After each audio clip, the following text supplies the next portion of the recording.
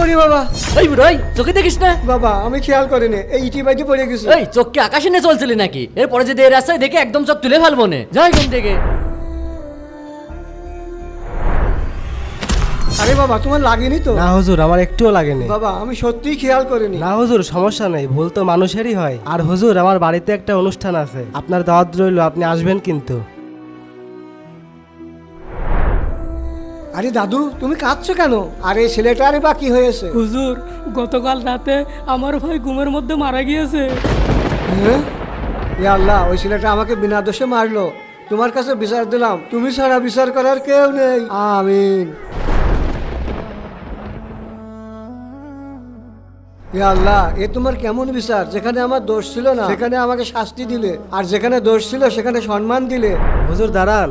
কি হয়েছে? হুজুর, আপনার জন্য মিষ্টি নিয়ে এসেছি। কেন মিষ্টি কেন? আর তোমাকে এত খুশি মনে হচ্ছে কেন? হুজুর, আমি 3 বছর ধরে পরীক্ষা দিচ্ছি, একবারও পাশ করতে পারিনি। এবার আমি পাশ করেছি আর গোল্ডেন A+ পেয়েছি।